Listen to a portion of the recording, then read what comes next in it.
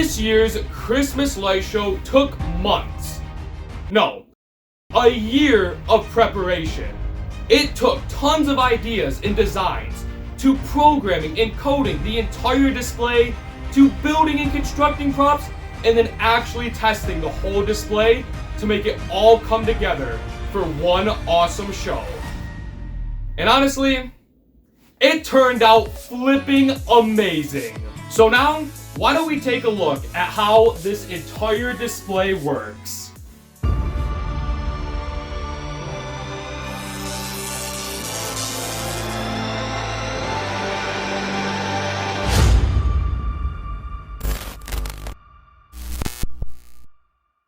Hey everyone, thanks for watching How to Pixel. For those of you that don't know me, my name is Nick and I am the creator of the Bridgeport's Brightest Lights light display.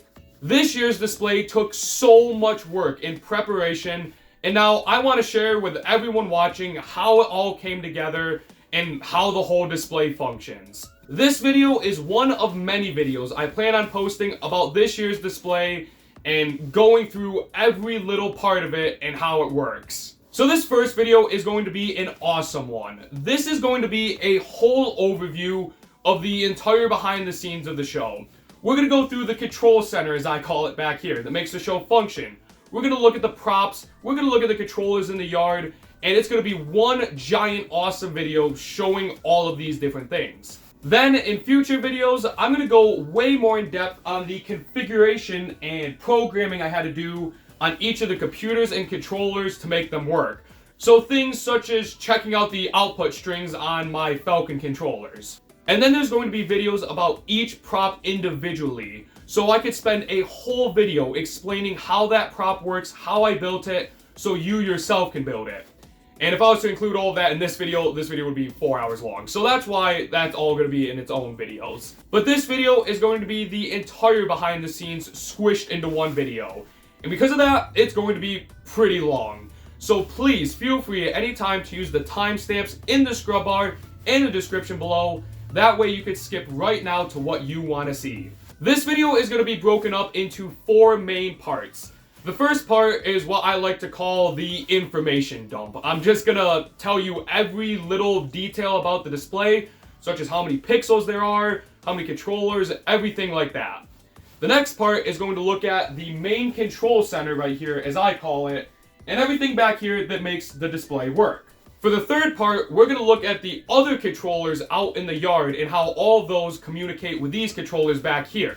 And then for the fourth and final part, we're going to go over all of the props, how they connect to the controllers, and quick overviews of how I designed the props and built them. So buckle up and grab some popcorn because we're going to jump right into the behind the scenes of this year's light show. Okay, information dump time. I have a bunch of details written down about the whole show right here so I could share some of the brief information about it. There's also some information too if you've seen the Halloween behind the scenes from this year's light show that I'll be sharing again, as well as some other information I might not share again since I already covered it in that video.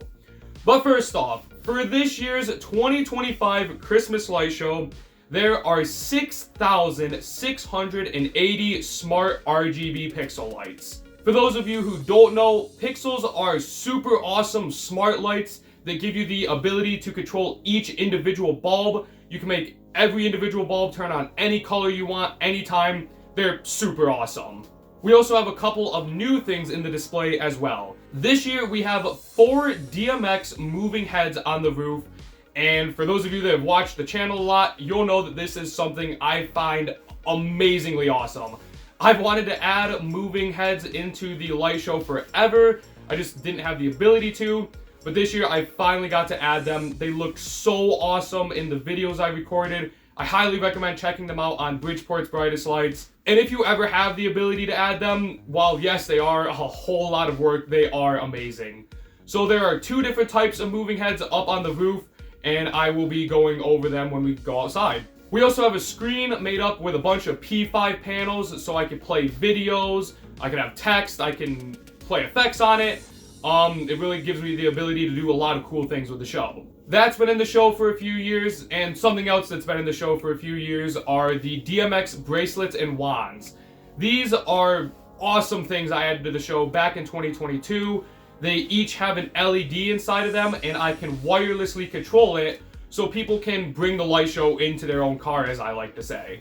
I have a couple of different videos on this channel about how they work if you're interested in adding them in your own display. And then finally, another new thing this year is the snow globe projection. There's a projector in the yard that projects a perfect circle onto this snow globe, so it basically acts as another screen. I could play video on it, put text on it, put effects on it, and it really turned out awesome this year. And I'll be going over that more when we get out in the yard. Now for the channel counts for everything in the show, there are 20,040 pixel channels. So those are just the channels for only controlling the pixel lights. There are 57 DMX channels this year. 52 of them are for the 4 moving heads, and then the other 5 are for controlling the DMX bracelets and wands. The transmitter that sends the signal to those runs on DMX. Now the total channels the whole light show uses is a really big number because you have to factor in all of the pixels in the screen and all of the individual pixels, I guess you could call them, in the projector that projects the images. If you were to add all of those up, the whole show in xLights uses 573,493 channels.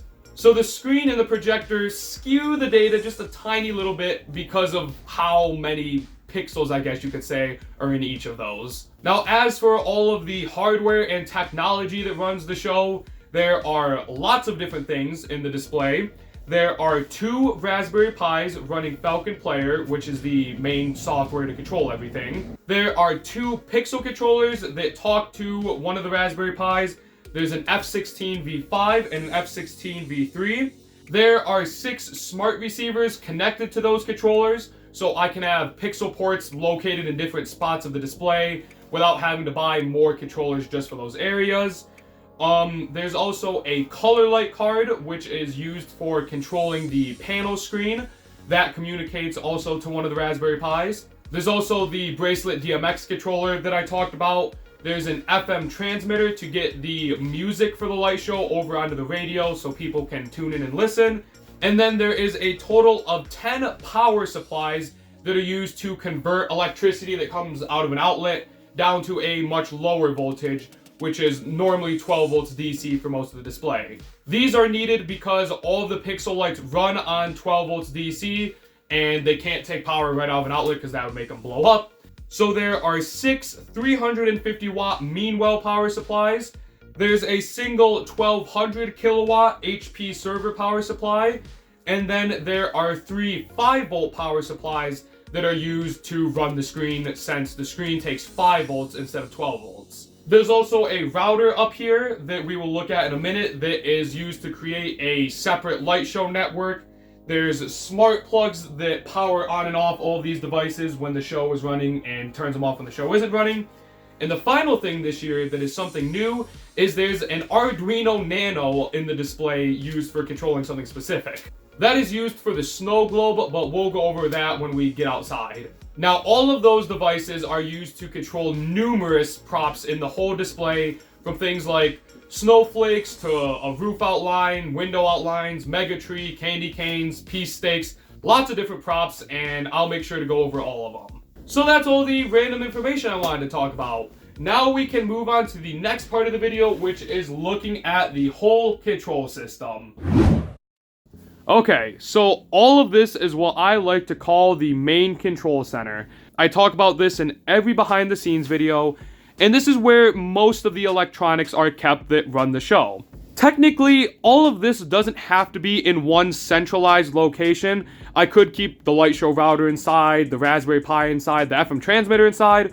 All that really needs to be outside is the controller boxes. One of them is here, and all the other ones are out in the yard and on the house in different locations. But by having it in one central location, for me, I think it's better because when there's troubleshooting problems, I'm not having to run inside to check on the Raspberry Pi or the transmitter, then come back out here and check on the controller box. Everything is right here. It's all easy to access. So that's why I like to keep it all clumped together right here. Now, all of this in the whole light show needs 2 different things. Everything in the light show needs some sort of data so it knows what to do, but the main thing is it needs power. Everything in the light show needs power. So the whole light show is powered from this sub panel right here. I know at the beginning I was talking a lot about power supplies and huge wattage numbers, so it might sound like the display takes a lot of power, but it actually doesn't take too much for me at all. It's all on a 120 volt circuit, and the highest I've ever read the amps at was about 10 amps, so it's nothing horrible at all. Now, it is on its own sub panel though, because the circuit out here, which it was connected to that outlet right there, it used to be also connected to our kitchen, and whenever you'd fire the microwave up, it would pop the breaker and the whole light show would go dead. So because of that, we had an open 50 amp circuit in our main panel that wasn't being used. We ran that circuit out here to put in this sub panel, and that sub panel has 2 different breakers there. One of them is for controlling the outlets in the garage, the lights in the garage, and the garage door. The other circuit breaker, which is on the left, is for controlling just these 2 outlet boxes down here. So these 2 outlets can use up to 20 amps, and the whole light show will be fine. The light show isn't going to need 20 amps, but I could keep adding lights up to 20 amps before we need to change the electrical. So this is plenty. I don't have to worry about any problems with popping breakers. I have plenty enough electricity for the whole light show. Now, the other thing I was talking about the whole light show needs is data. And the main way the show gets data is from the Raspberry Pi telling it what to do. But if I ever need to control the show, or it needs to go to the internet to find the time, we have a router right here, which is connected to another router through that white Ethernet cable. So this router is behind our main home router. And the reason I have a separate router out here is so all the devices can stay on its own network and not have to worry about interfering with our network. Now, I've been learning a lot more about networks in the past few months, and honestly, the setup isn't the best, and if I was doing the show another year, I'd probably change this setup, but for this year, it worked fine. I probably could just remove the router and still have it be on our home network and have a way for it to not leak data out and clog the whole network, but it's fine. Back to power though. So, the whole light show, I like to put all of the devices I can on smart plugs. That way, when the show isn't running during the day, it could shut off all the electronics and we don't waste extra power, or I don't have to worry about them just running 24/7. So I like to use TP-Link's products to control the outlets. I have this one surge protector up here. It's a fully smart surge protector, so I can control each of the plugs from my phone. I can set timers for them. And then there's also 3 smart plugs, 3 individual smart plugs down here. There's the one there and the 2 over here. So the whole show is on a schedule. The smart plugs fire up about 45 minutes before the show starts. That gives it time to do the pre-show warm-up sequence. And then it turns off all of the plugs about 15 minutes after the show ends. This also allows me to be able to restart a device if there's a problem, like if the FM transmitter for some reason stops working, I could shut off the outlet from my phone and then turn it back on to sort of reboot it without having to come out here and manually unplug it and plug it back in. Now, for all of the smart plugs that have one of these heavy-duty extension cords attached to them, these are to go power things mostly out in the yard. So the exception is for this white one. The white one powers the controller box right here and all of the lights on this controller box. This orange cord right here goes to power just the moving heads. So if I ever need to shut off the moving heads for whatever reason, I could just flip that one off and not have to worry about shutting other parts of the show off. This green extension cord goes to power the roof controller box and all of the lights that are on the roof. This orange extension cord right here goes to power the Mega Tree and the Mega Tree controller box.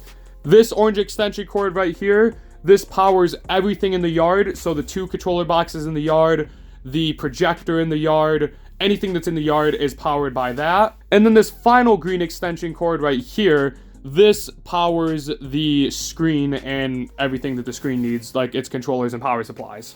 I could technically condense this down for more of the show to just go to one outlet, but I like to try and separate the different sections of the show the best I can. That way, if one part of the show has a problem and the controller box fails for whatever reason, it's not causing the whole show to shut down. Or if I need to shut off some specific prop, like there's some serious problem with it, I'm not having to cut power to the whole show. If I need to turn off just the roof, I can turn off just the roof and still have most of the display function. If the moving heads are being wacky and not working, I could shut off just the moving heads and not have to shut off the roof as well. The whole display is kind of split up into sections, as you can see here. This shows what props are controlled by what controller boxes, and almost all the controller boxes are connected to their own outlet, except for these 3 boxes in the yard, which are all connected together. Now, some additional things that aren't giant extension cords feeding the yard are these 2 plugs right here. The first one right here is a Raspberry Pi power supply, so that powers the Raspberry Pi in here.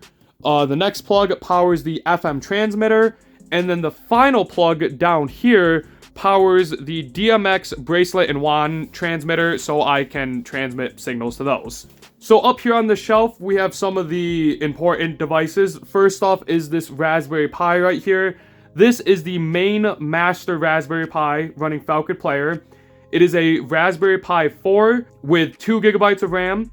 It has a 64 gigabyte SD card, I want to say. It's either 32 or 64. And that also controls the audio. In the back, you could see a Sound Blaster right there. That is the Sound Blaster Play 3 connected via USB. That allows me to get audio out via USB instead of the built-in audio jack, which is right there. The built-in audio jack on the Raspberry Pi isn't the best, so using this Sound Blaster Play 3 gets the audio out via USB and then gives me an audio jack which has much higher quality. That audio cable that's connected to there is just a standard tiny short little audio cable. It plugs right into this FM transmitter. This is the CZE-05B FM transmitter. I've used it every year of the light show. It's worked great. I've talked about it many times. It has 2 different power settings, a 100 milliwatt power setting and a 500 milliwatt power setting. That is basically how far it can transmit. I have it on the lower one because that transmits plenty far enough. And if I go any farther, I'd probably be breaking some FCC laws. I highly recommend this FM transmitter. It's around $100. Like I said, I've never had a problem with it. Now, a little bit of the setup has changed back here. This Raspberry Pi used to be connected to the router up here, and then the 2 Pixel controllers were also connected here. So the router handled all the communication between everything, and it was on, like I said, its own network. But when I set up the Christmas show, I started noticing a lot of problems that I won't even get to in this video because how long it would take me to explain it, but the whole light show was stuttering. It was like watching a video at 1 FPS. It was just not working well, and I couldn't figure out what the problem was, and I think it's that this router is just too old and it couldn't handle sending all of that data to the controllers live. For my controllers, what I do is I run them in DDP mode, meaning that this Raspberry Pi is sending out live data, 40 frames a second, to each of the controllers. So that would mean 2 controllers worth of data being sent out 40 times a second through the router, and I just don't think the router can handle it. So what I did was, instead of having the Raspberry Pi connect to the router, it now directly connects to the controller box. This blue Ethernet cable right here, this one, goes up through here. It's not neatly organized because this was a last minute change I had to do. It goes into here, and I'll get into that in a second. But now this Raspberry Pi is connected to the network via Wi-Fi instead of Ethernet. And that's okay because the main important part, which is sending the data to the controllers, is over Ethernet. I always recommend using Ethernet whenever possible because it's more reliable. But since the Wi-Fi connection here, this doesn't really need to talk to the router except maybe like once at the beginning of the show to get the time. And it's not like it's transmitting a lot of data live, so it's not necessary to be hardwired. Now, the other controller that is out in the yard, that is daisy chained to this controller. So the Raspberry Pi sends the data out from here into this controller, it goes into that controller and then back out to the other controller in the yard. The only thing now that is hardwired to the router is the other Raspberry Pi that controls the projector in the yard that we'll see in a few minutes.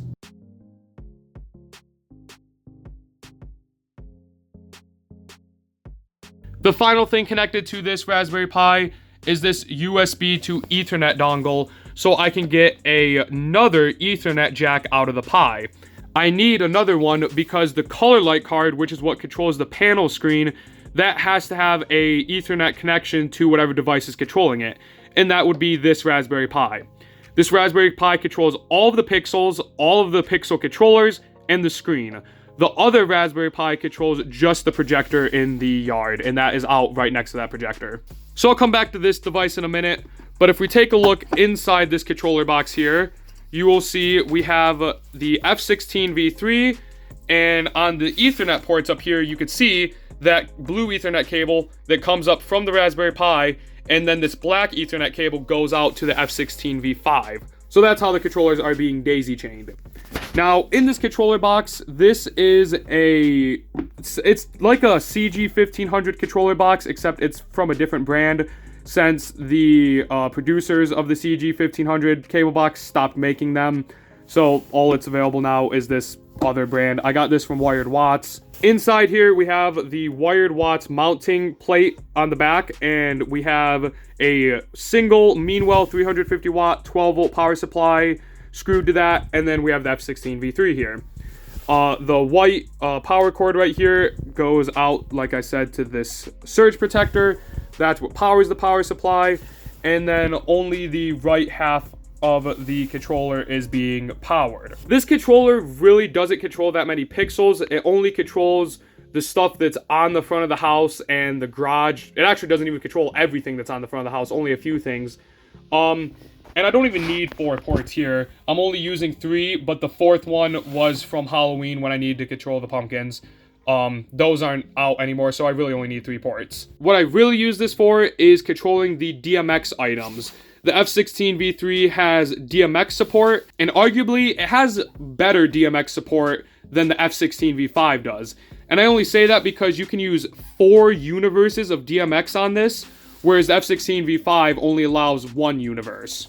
So these 3 RJ45 jacks are what output the DMX, and you connect a Cat5 or better cable to them to get the DMX data to where you want it to go.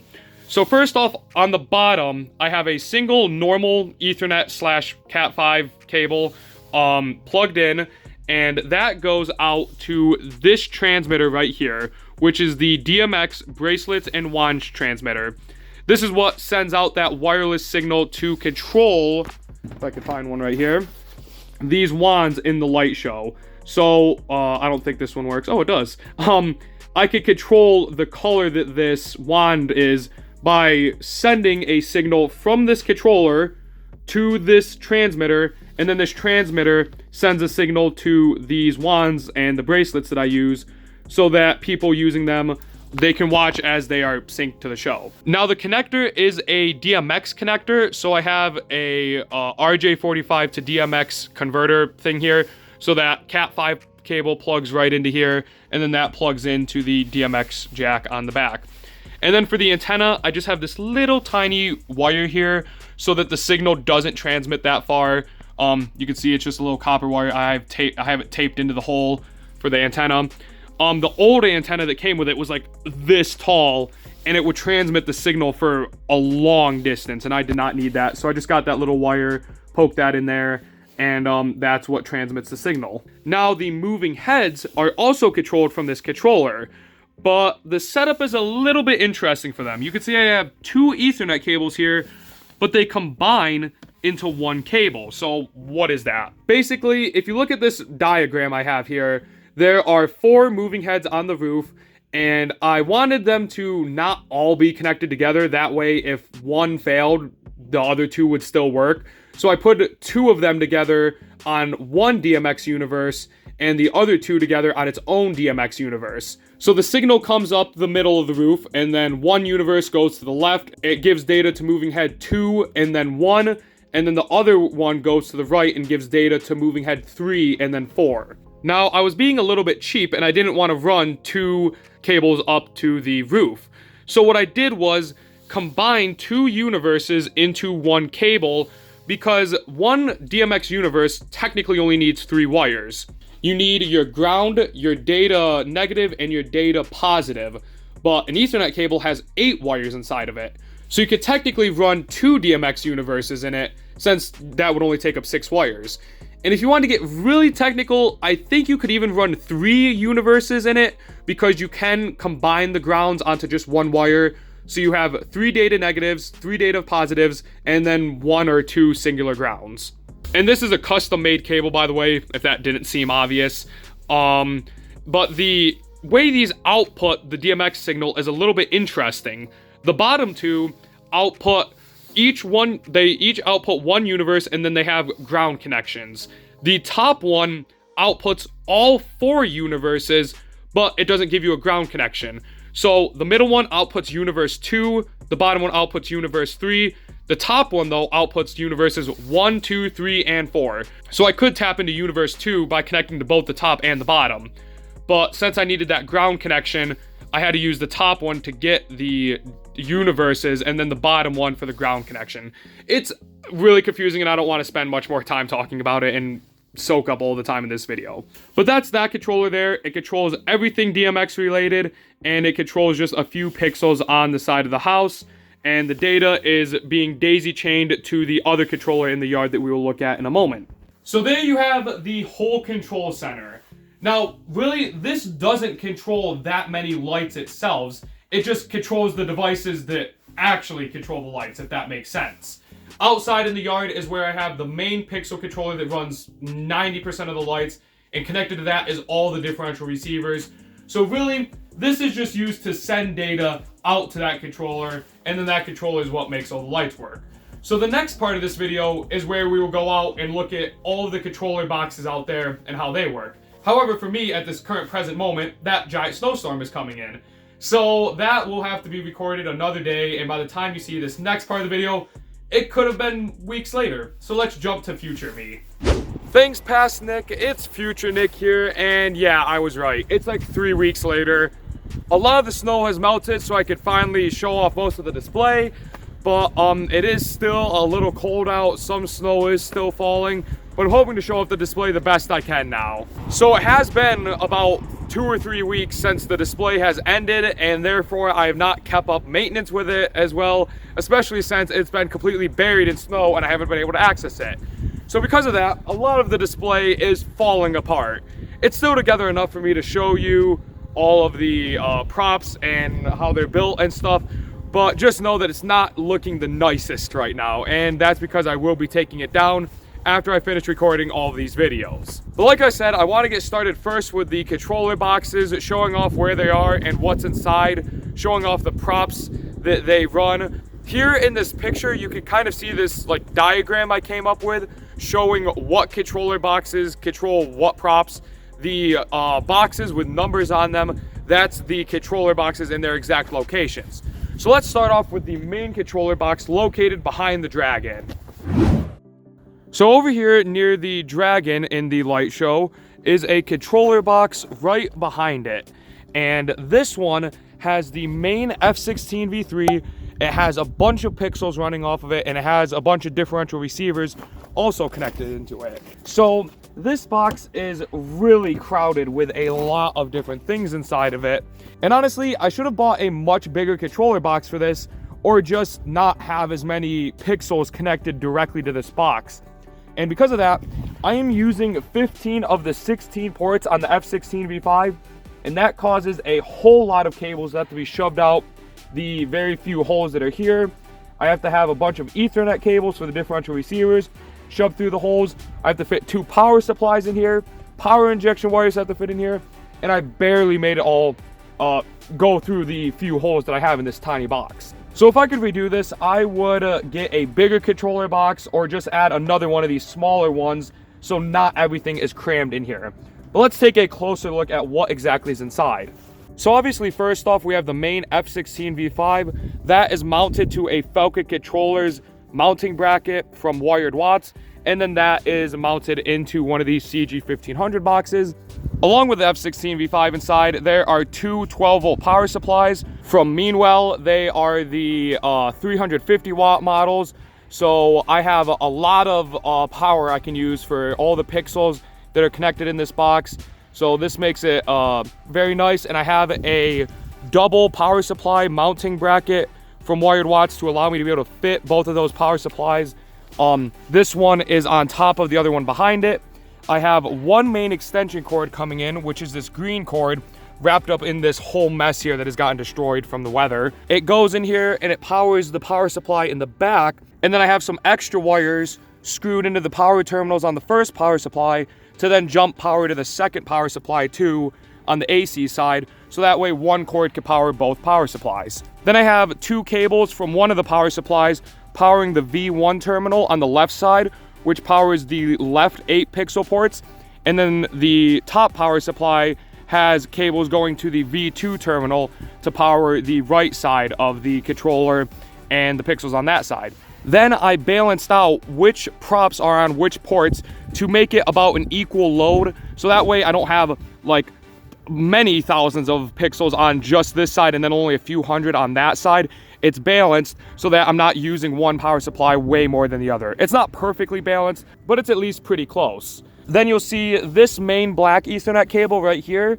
That cable runs up through this mess of cables up to the snow globe, then it takes a left, then goes up to the door and shoots inside the garage to get all of its data from the main control center. So that Ethernet cable is what tells the controller what to do, and this is connected into the F16V3, and then the Ethernet cable from the F16V3 goes to the Raspberry Pi. And then there's 3 other Ethernet cables, and those are connected to differential receiver boxes throughout the display. There is one there that talks to this box right here. There is another box over there, and then a third one on the roof. So all 3 of those have differential receivers, which then have Ethernet cables shooting all over the display through here back to this main controller box. Now, if there's any props connected to the F16V5 directly that need power injection, I make sure that the power injection wires come from the same power supply that the pixels are connected to. So for example, if I have a prop on the right side that has power injection needed, and let's say the right side's connected to this power supply, then I'll make sure to also connect the power injection cable to the same power supply. Because if I connect the power injection cable to a different power supply, that could cause the power to fight and backfeed from one supply to the other, and then you'd have to cut the positive wire on the pixels halfway in between to make sure that doesn't happen. But I have it set up so that if there's power injection on the right side, those cables go to this top power supply. If there's any props on the left side that need power injection, then those props get the power injection from the power supply behind it, since that's what powers those left ports. I used to have another Ethernet cable connected to the DMX port on the F16V5 to power a fog machine for the Dragon here, but I don't have that anymore since it's not Halloween and I'm not using the fog machine for the Christmas show. Now, this cabling mess over here has seen a lot of better days. The reason it is in such a mess here is because, well, first off, I have all of these cables that are all connecting to this box, so all 15 of those ports have to go to whatever props they control. This controller box controls everything in the Dragon.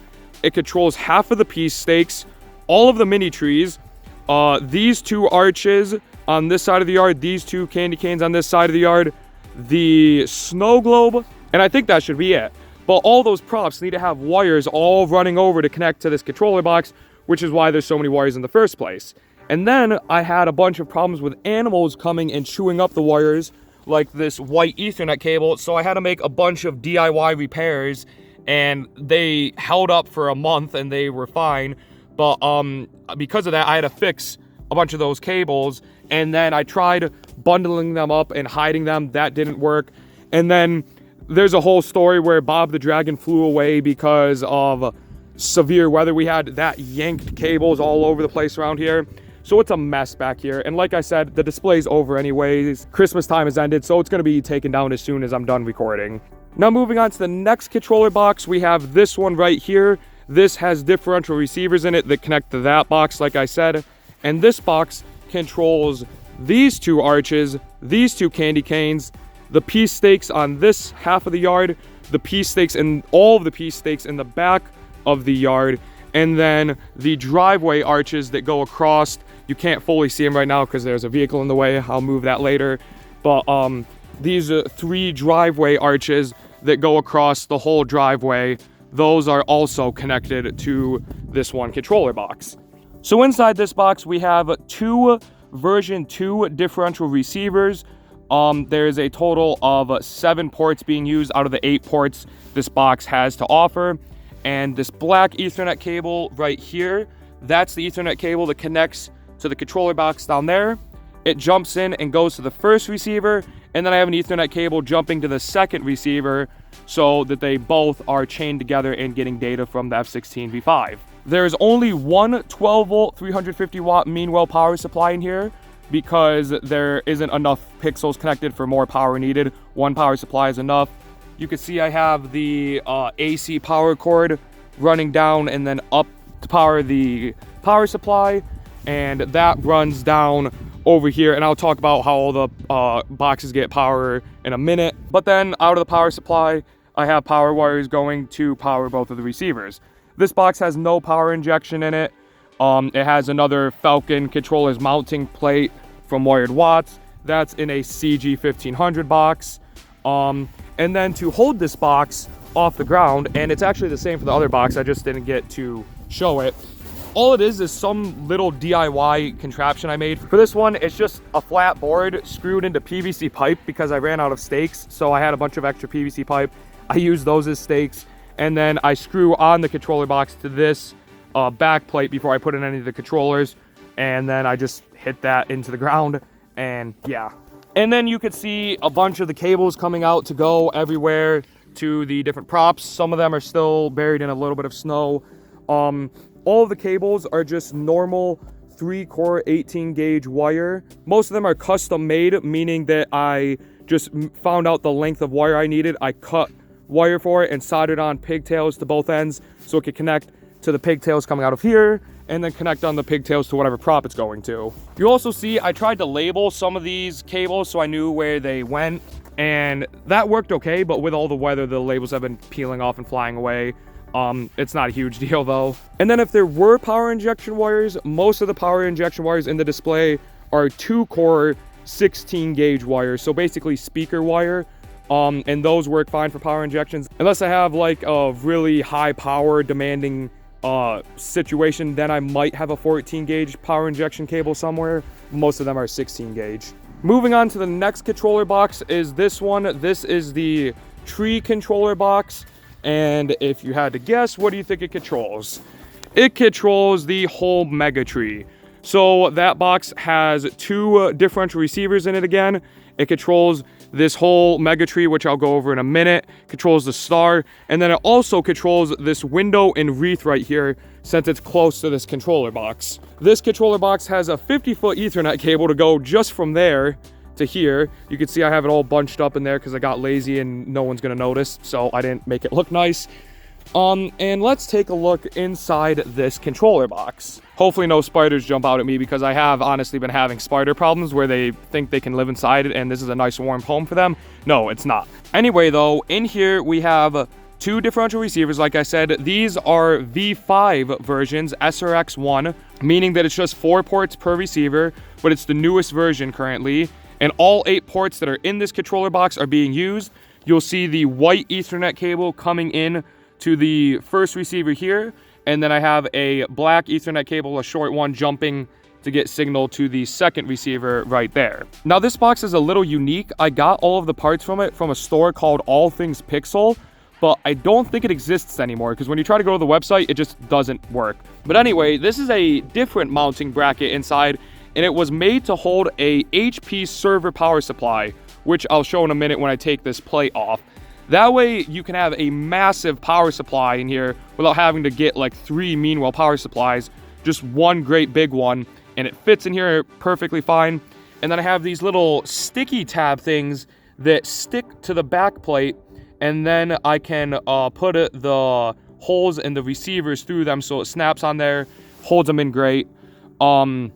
So let's take a look back here, and I'm not gonna lie, I'm kind of scared to move this because there might be spiders living back here. Okay, thankfully it looks like there are no spiders immediately in sight, but there is water inside somehow, which is concerning. Good thing I'm not turning on any of this currently. So here inside, you could see the HP server power supply. This is a 1200 watt power supply. So I like to say 1.2 kilowatts because that just sounds cooler.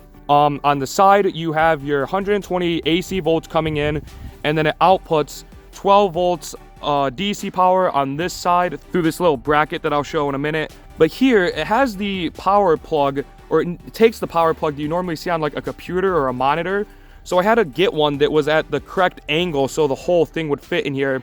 That way I didn't need to drill a hole in the side. So it's at a 90-degree angle. The cord comes out, goes down, and plugs into a main extension cord to get power for this power supply. You'll see I have it just zip tied to the mounting plate that it provides with it, and it's worked fine.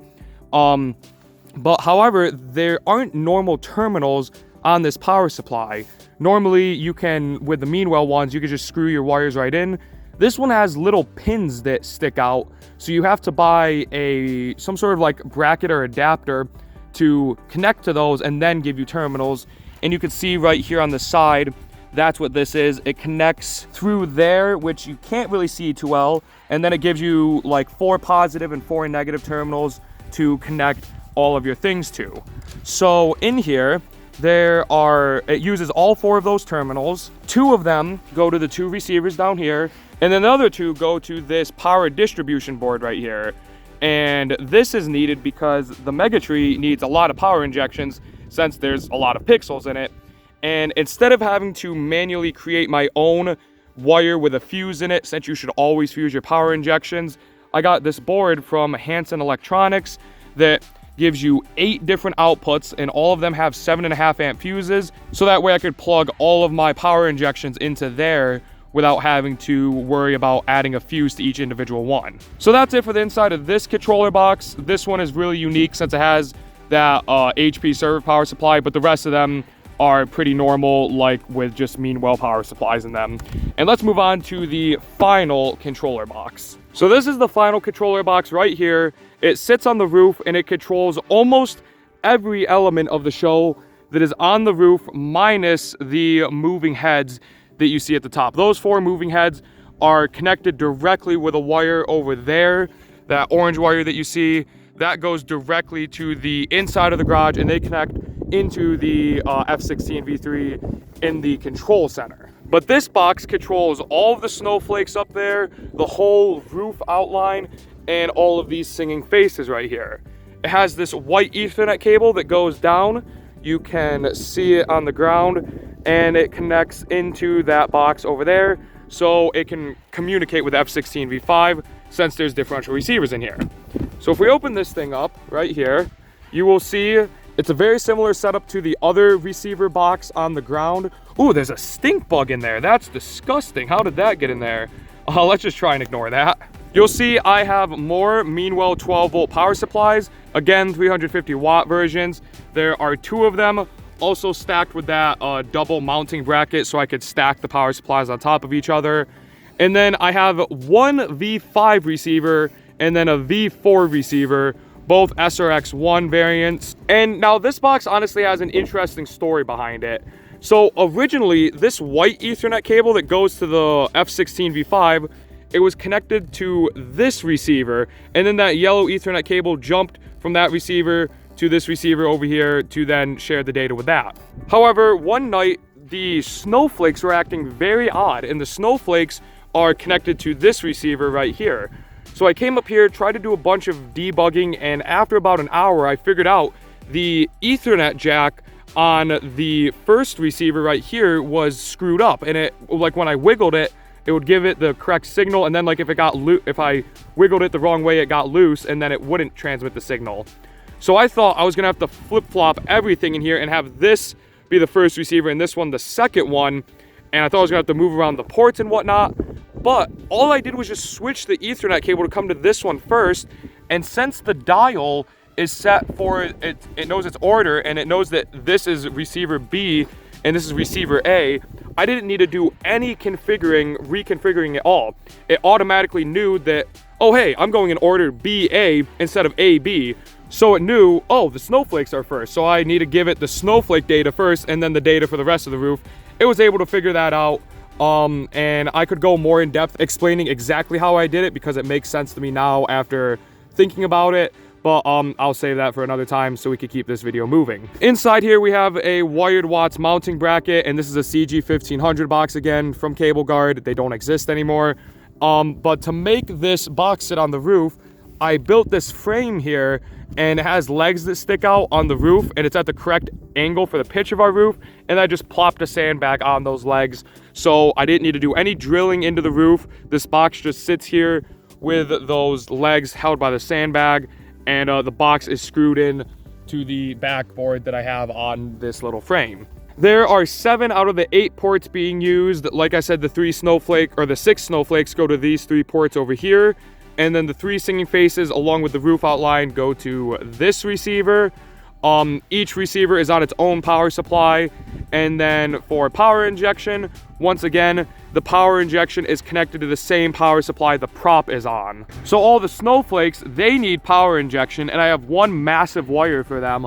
And the snowflakes are connected to this receiver, and this receiver looks like it is connected to the top power supply, which makes sense, and that means I have the power injection cable for the snowflakes also coming up to the top power supply. That way there's no backfeeding problems. And then the roof outline, that needs power injection. The roof is on this receiver, which means it's on the bottom power supply, and the bottom power supply has all the injection wires hooked up to power inject the roof. Now, the final thing I wanted to share before we move on is how all of these boxes out here get their power. Where does that come from? Well, they are on 3 different main smart plugs connected to 3 different extension cables. So that box over there, that's on its completely own smart plug. It follows that orange extension cord that comes right along here under the door into what I like to call the highway of cables. I call it that because it's just a million cables all grouped together. That one orange extension cord goes in here, goes into the garage, and then plugs into one of these smart plugs that I showed earlier. The roof box is connected to this green extension cord that comes and is kind of hidden behind the gutter. That green extension cord comes down, and then it goes into the highway of cables, into the garage, into its own smart plug. And then for everything in the yard, that's all tied together in one smart plug. So it follows another orange extension cord coming out of the garage. It comes down here. You can't really see it because it's buried in the ground and with snow right now. That orange extension cord comes down into this mess.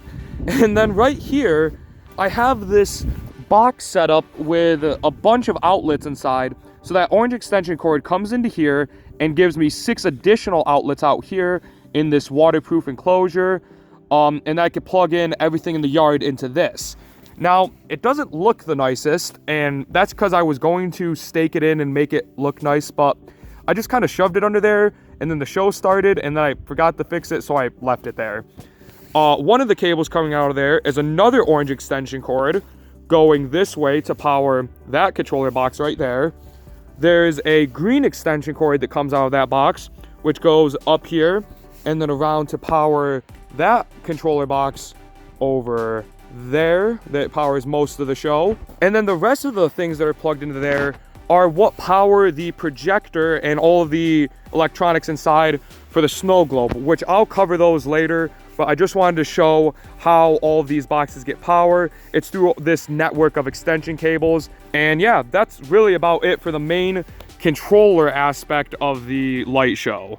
Now, I will say most of this setup isn't really optimized that well. In previous years, I was doing really good at finding the best place to put the controller boxes so there wasn't miles of cables everywhere, and I just made it overall a really efficient setup.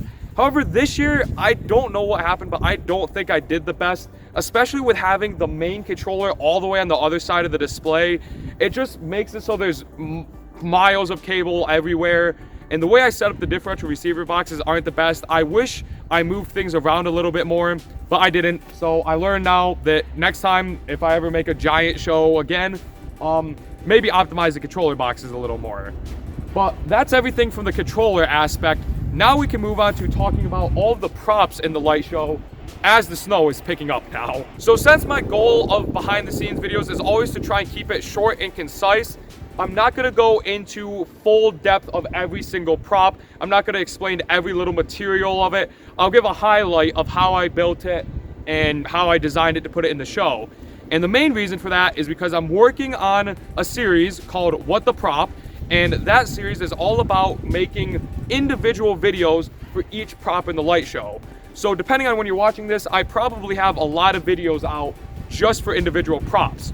For example, I'm planning on making a video just about the mega tree, a video just about the driveway arches, and there's already videos just about the piece stakes, and lots of videos already out there. So I'll link the playlist in the description. But yeah, if you see me go over a prop and cover it really quickly and you want to know more information so you can build it exactly how I did, take a look at that series and see if I have a video specifically for that prop so you can learn more about it. And if I don't, I probably will have a video for it soon. But let's get started with all the props in the yard, and then we'll move on to props on the house and end on the props on the roof, including the new DMX moving heads that I'm really excited to show. So the first prop, or props I should say, that I'll cover are all of these little black stakes spread across the display.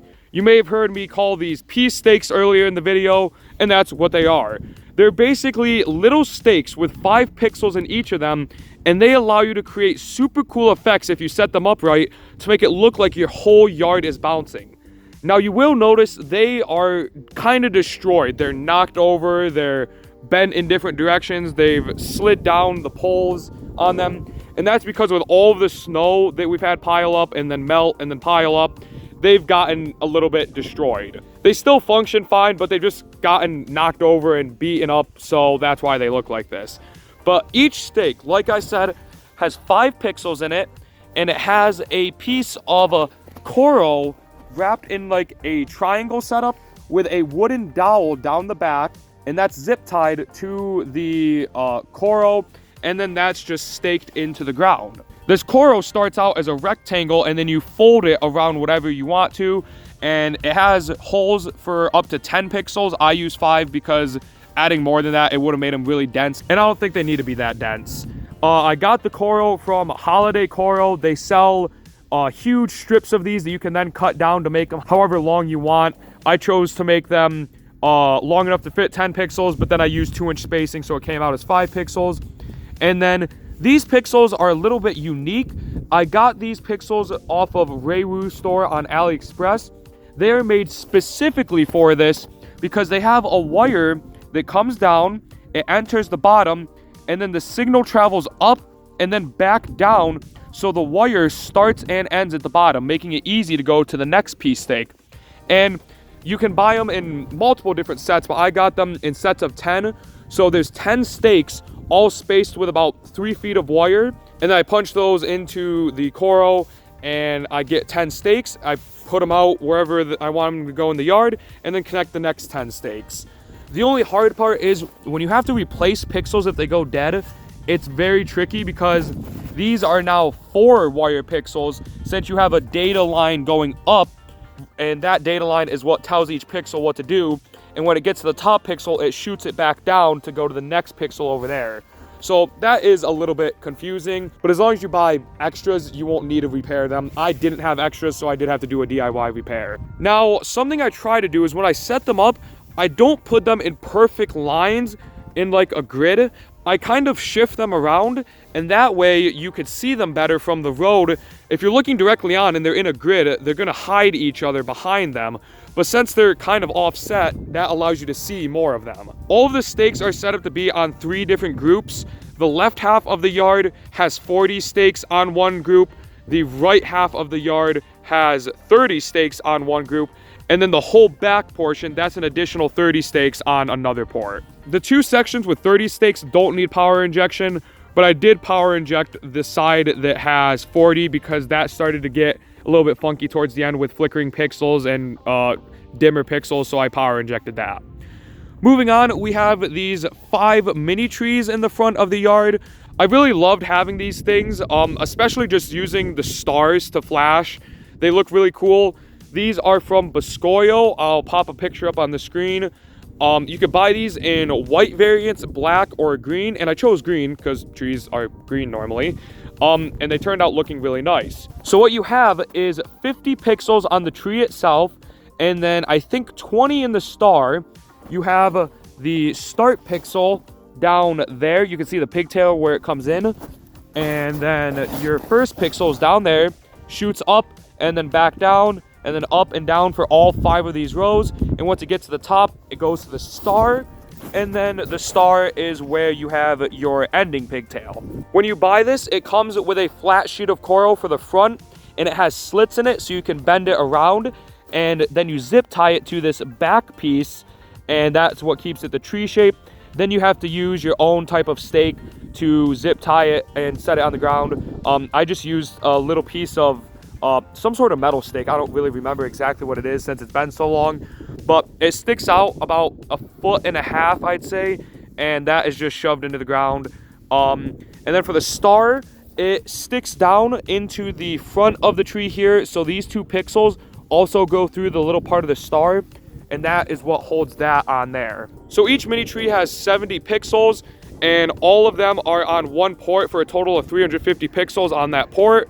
And this is just another example of me not optimizing where the props go, but this is actually the first one in a chain, and I have a massive data wire going all the way from that controller box over here. It was just such a dumb idea. Like I said, I did not optimize it well. It has data boosters to be able to get the signal all the way over here, and then this is chained to the next mini tree and the next one, and they go down the line. There is also power injection for this mini tree. I think it is, nope, it's this one right here. I have a power injection T in between mini trees 2 and 3, or technically 3 and 4. So that helps keep the power towards the middle up. You have the power already high towards the end since that's the beginning of the chain. And then I also have a power injection on the last mini tree right here. So the middle power injection, it's technically not right in the middle, but to be able to do that, I'd have to cut and splice in a pigtail in the middle of this mini tree. So what I did was just take this power injection T right here. It's connected into the data line that goes between the trees, and then you can see it's connected into the tree right there. And then right here is my power injection wire that is also connected to the power injection that goes to that mini tree, and then it shoots up into the power supply, or one of the power supplies in that box up there. Next up, we have a tune to sign in the yard. This is to help everyone know what radio station to tune to when they get here.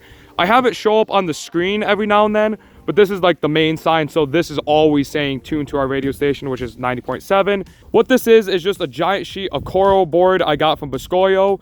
They custom print it for you, so you could tell them your radio station, and then they cut out the pixel holes, so then it's just up to me to wire in the pixels. I did have to make a custom model for this because it doesn't exist in xLights, so I did have to have a little bit of trouble figuring out where I was going to wire the pixels.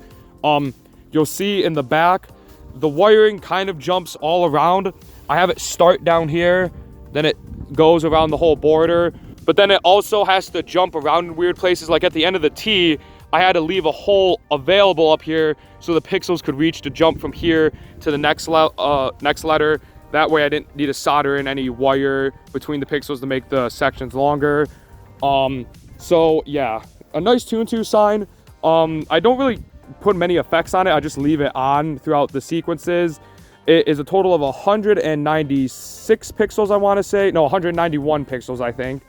Data coming in right here with a data booster because it wasn't getting the data properly.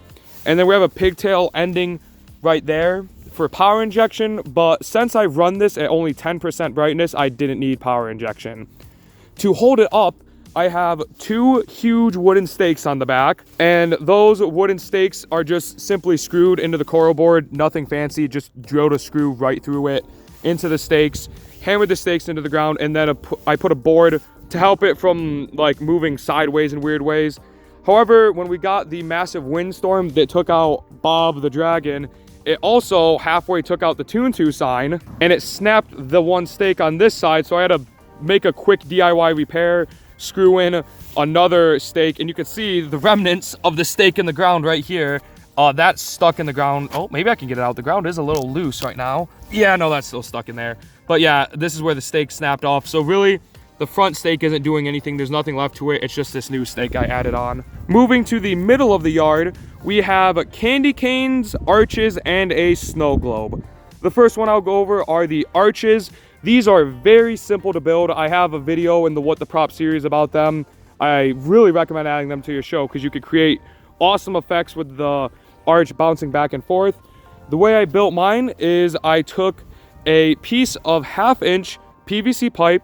It was cut to about 9 feet and 8 inches, I want to say. I then take that PVC pipe and I have a 2x4 on the bottom with additional 2x4s on the bottom for legs. So this long 2x4 is screwed in to the smaller 2x4s on the bottom to support it. And then I have 1/2-inch holes drilled into the 2x4. The PVC pipe then goes into that hole. It sticks straight up, and then I grab it and I bend it and shove it in this hole over here. It does have a lot of tension behind it, but once you get it, it stays. Shoved it in the other hole here. And then I got this Coro stuff from Biscoyo. Once again, it gives you 50 pixel holes, so I could punch in 50 pixels. And then it has zip tie holes, so I can zip tie this around the PVC pipe, and that's how I get the arch to stay, and it's really a super simple build. Moving on to the candy canes, there are 4 candy canes throughout the display. However, I did have to do something interesting this year. With the addition of this snow globe in the middle of the yard that took out the arch that used to be here, I removed that arch. It kind of made the display look weird because all of the candy canes used to face that way. The hook was on the right side. But now with the snow globe in the middle kind of adding like a midpoint, it looked weird for these candy canes to also be facing the right side. So I wanted these ones to face out and these ones to face out. However, the coloring that comes with them is only on one side, and the back side of them is just white. So for those of you that know me well and have watched the channel for a while, what do you think I did? A, spent more money to get new ones and make them face the right way and look nice, or B, took the cheapskate route and just spray painted the back half of them red. Yep, I just spray painted them. So really, this is the front of the candy cane right here. But what I did is took out all of the pixels, which was a pain, took out all 99 pixels in both of these 2 candy canes. And then I added some tape to the front of it to cover off the sections I wanted to keep white. And then I spray painted it red, pulled off the tape, and it actually made it look really nice. From the road, you can't tell that like there's some mess up marks from me. But yeah, that way I didn't have to spend $12 to buy a new candy cane, even though it's not that much. But I didn't have to spend the money to get a new candy cane. I was able to just flip this, and it's the same with this candy cane. The only thing you'll notice is that this is like a solid red, whereas the coloring that's normally on them is this red with like fancy effects. But from the road, no one can really tell, and that's mainly just to make it look nice during the day. So it's not a huge deal at all. But these candy canes are from Biscoyo, once again. These are 36-inch tall candy canes. Another super simple prop to add into your show. You just punch 99 pixels in them. That's how many it takes. And then they provide zip tie holes all the way down it, so you can put a stake down the candy cane, stake it into the ground, and then zip tie the stake to your candy cane to help hold it up. I've noticed in the past that the candy canes spin because it's just one little stake in the ground. So what I've been doing is zip tying them to the arches next to them, and that really helps support it. However, this year, since I added candy canes to the outsides of the arches, I couldn't really zip tie them that well. I could zip tie it to the arch here, but there's nothing on the other side. So they did tend to spin a little bit. Right now, they're completely messed up from wind damage and whatnot, but I'm not fixing them since the display is over with. But yeah, a super simple build. And what I have for the wiring for them is I group one arch and one candy cane together for one port. So this arch, or this candy cane, this arch, that goes to a port. this candy cane, that arch, that goes to a port, and same for the rest of them down there, except those ones go to that controller box over there. In the middle of the yard, we have the snow globe, and I'm actually really proud of myself for how well this turned out. I did not expect it to turn out well. I randomly was thinking, as I was designing the show very early in 2025, I wanted something new, once again, that I've never really seen people do in displays like this. That's how I came up with the dragon, which I'll talk about in a minute. I wanted something that no one's ever done, so Christmas dragon. Yeah, you've never seen that before. But yeah, so I was thinking, and I thought, what if I built a 3D snow globe and then had a way to project images onto it? So originally, my first thought was to make this a full 3D snow globe, round and everything, or to at least have the front of it be 3D, so it like curves around the front, and then like the back half you didn't need anything, because whatever, you wouldn't see that. However, I couldn't figure out how to do it. I looked at these fisheye projector lenses to make it project all around the inside, but I just couldn't figure out how I would make it work. So I kind of forgot about it for a few weeks, and then I thought about it again, and I'm like, why does it have to be 3D? I could just make it 2D. So then I came up with the idea to make it a 2D snow globe, and then I was still figuring out how am I going to project onto it. And originally, I was going to have a projector in the back shine forward so you see the image from the front and nothing blocks it. But then there was problems with that, like you'd see the light from the projector and then you'd have to see a giant box sitting back here and it would look weird. So I did some testing and found out I could just set a projector on the ground, point it up, and it still projects fine on here. So I'll talk about the box in a minute, but that's how I finally figured out, okay, I'll be able to project images on the front, it'll look perfect, and you won't see anything weird. And the box, I was able to position it just perfectly. This annoying water pipe thing, or whatever it is in our yard, almost got in the way as I was setting this up, because the box originally needed to be shifted a little bit to the left, but I can't just set it on top of that. So I had to shift everything to the right, shift the whole build to the right, so I could get the projector to exactly line up with this. Because if it's off by even like a quarter of an inch, the image just looks messed up. So now how did I come up with like the shape of it? Well, I looked up some snow globes you could buy from Blascorio Studios, Gilbert Engineering, places like those. And I found one and just copied the design. I made my own base out of it.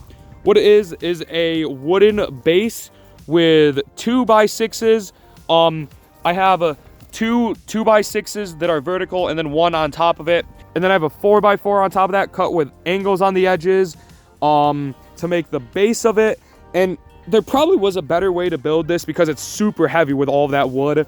But that's the best way I could come up with to make it stay. Then if we come and look at the back of it is a little funky, but on the sides, I have a piece of, I think it's 1/4 inch or 1/2 inch PVC pipe that runs around on the inside. There's a hole here in the 4x4 cut at an angle, so it goes in at the angle, comes out, and I bent that piece of PVC pipe all around, and then it goes in a hole on that side to make the globe shape. And then I took this white projector sheet I found on Amazon, wrapped it around it. And it's a rectangular sheet, so it was not easy to get it on here, but you could see like the lines of the edges of the sheet. It's one of those sheets where it has the black outlines. And what I did is took fishing line. You could see like the little loop right there where that's the corner of it, and then the corner here. I took fishing line and pulled them together so it just pulls it perfectly around the circle. And when I make a what the prop video about this, I'll take it apart to actually show you the insides of it and how I got that to stay. There's also a smaller piece of PVC pipe going up the middle to hold it because the shape was a little bit messed up. It was more of an oval, so I had to pull it down to make it a circle. And then on the back, you'll see that I took 2 wooden stakes and I added those onto the back of the snow globe to help make it more, what's the word I want to say, less bended, because it was all crooked when I first made it. The holes weren't exactly lined up, so I think this stake pushes it forward and that stake pulls it back to line it up nicely. Now, a problem I was having is the lights behind the snow globe, the windows and the P stakes, you could see them through the sheet, and I was afraid that that would mess up the video effects. So I took a whole bunch of leftover pieces of corrugated board I had from when I built the dragon, and I taped them together, zip tied them together to cut out the best I could of a shape for this. It almost looks like a light bulb, sort of, to help add a back covering so no light would shine through. And the biggest thing that I think makes the snow globe look great is I spray painted the wood on the bottom blue. I wish I had gotten into spray painting things more towards the beginning of the show when I started it years ago, because spray painting things make it look so awesome during the day. Sure, you don't need it at night, but during the day, the display looks really ugly with just black pieces everywhere, black outlines. So if I had done things like spray painted the strips on the tree green or spray painted the snowflakes different colors, it would have looked so much better. Like the dragon, that looks amazing during the day because of all the spray painting I did.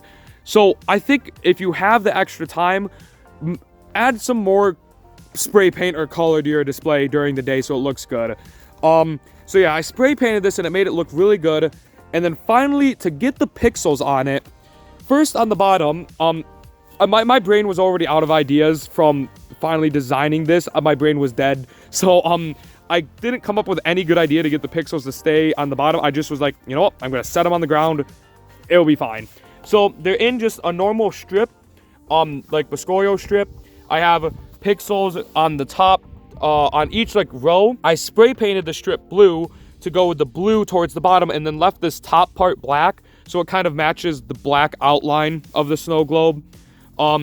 And then I use these weird clips we have for Christmas lights. I have no idea where they came from. I just found them in the garage, and screwed those into the wood to help hold pixels every now and then. It's falling apart from wind damage again. I haven't had time to fix it. And then for going around the outside of it, I took strip facing the outsides of it and pixels pointing away from the snow globe, and took some more of these weird clips I found to wrap the strip around the PVC pipe, or to hold the strip around the PVC pipe, and the pixels just go around the whole snow globe like that. Now for the projector end of things, first off, there was a piece stake right here, but it was directly in front of the projector. So what I did was just pulled it out of the ground, set it down, and I set the brightness of this specific piece stake to 0 so it doesn't light up anymore. For the projector box, I am definitely going to cover this more specifically in the What the Prop video because I can't take it apart right now. But it's just a normal storage bin. I got it from Home Depot, and it's waterproof, and it has latches all around it, so no water gets inside. And then I have this random like roof thing that was used to build a treehouse. I put that on top of it to help the water wash down because it was pooling on the top of it. But when I was trying to figure out how I would get the projector to point on the snow globe, I was thinking like, oh, I gotta come up with some custom build. I gotta do what I did with the very old projector we used to have a long time ago shining on the garage. It's gonna have to be something like that. So I'm looking it up, and I'm like stressing about it because there's just a month until the light show starts.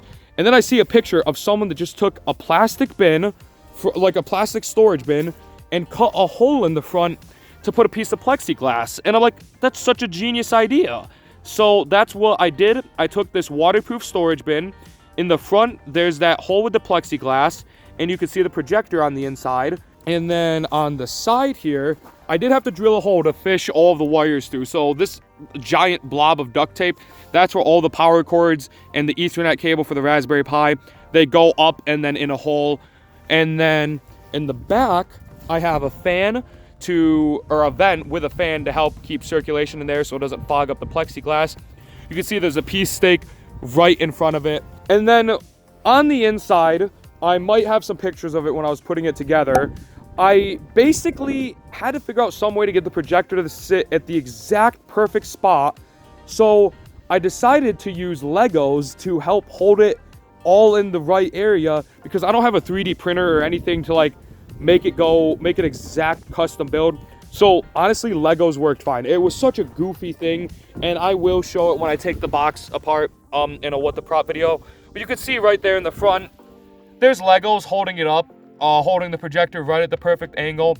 Lego's on the side to hold it where it needs to be, and it's just really funny. So inside there's a Raspberry Pi 4 running Falcon Player, and it's acting as a remote, and the HDMI port on the Raspberry Pi is connected to the HDMI on the projector.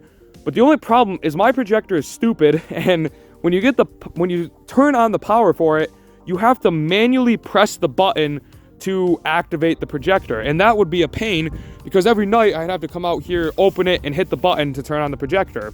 Or you could use the remote, but that also didn't really work because the remote has a short range. So I came up with the most genius idea that I can't wait to show when I open this up in a future video. But I took an Arduino Nano, and I took an infrared sensor that can like measure infrared light, and I wrote down the code that the remote uses to turn on the projector. And then I put an IR LED, an infrared LED, on the Arduino Nano, or I connected it to the Arduino Nano, and then the Arduino Nano is hooked to the Raspberry Pi, so when the Raspberry Pi knows it's time to start the light show, it sends a command to turn on one of its GPIO pins to send a signal to the Arduino, and when the Arduino gets that, it's like, oh, I need to flash the infrared sensor or the infrared LED in this pattern. And it does that, and the projector sees it, it thinks it's a remote, and it turns it on. And then to top it off, I also have it timed so it reboots the Raspberry Pi 2 right afterwards, so that it connects and realizes, hey, the Raspberry Pi is there, because when it turned on in the wrong order, the projector wouldn't detect it. So it's just amazing, and I will definitely show it in a what the prop video. And then to finish it off, I do have zip ties that's holding this little treehouse roofing thing, to make sure it doesn't blow away. Next up, we have Bob the Dragon, which is a completely custom build in the light show. One of my most favorite things I've added. It was a pain to make it, but it's here. It's been through a whole lot. It's falling apart. So I don't know where to start really, but it's basically made entirely out of corrugated board. You can see it's just this coral board. It came in giant 4x8 sheets. I don't remember the thickness. I'll put the thickness of it on the screen. And I cut it and did a whole bunch of shaping of items and connected it all together to make this magical, awesome dragon. It does also breathe fog, or it did in the Halloween show. For the Christmas show, it was too cold out, so I wouldn't be able to use the fog machine. And originally, the dragon wasn't supposed to be in the Christmas show, but I decided I want to add every single pixel possible to the Christmas show for the final year. And I was like, why not just put a bow on the front of it and put a candy cane in its mouth? And then boom, you have a Christmas dragon now. So that's what I did. There is a whole hour-plus long video I made specifically talking about every part of this. So I'll just let you go watch that if you want to find out more about the dragon, because I don't have time to share everything about it here. I will say though, after it blew away, I had to figure out how to stake the base down better, and I took random shelving like things that we didn't need anymore. You use these like hook your shelves up on the wall, like you screw them onto the wall, and then it gives you the little legs to set your shelf on. They're super long, so I stuck a bunch of them all around because I had no other stakes. It was still windy out, so I was trying to like stake it down as fast as I could. So there's just these random shelving things all over the base of it to help hold it down after that windstorm came and knocked it down. The wings, they're completely messed up from the wind. I can't even rotate them to put it back in place because the wind has done so much damage to it. It is completely tilted at an angle. It's sad, it's messed up.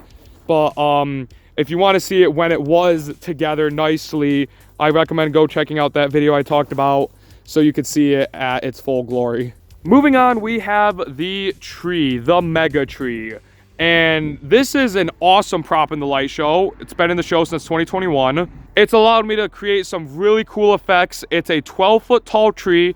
It's 12 feet to that ring right there, and then it's an additional 3-foot tall star. It's 24 strands, and each strand has 73 pixels.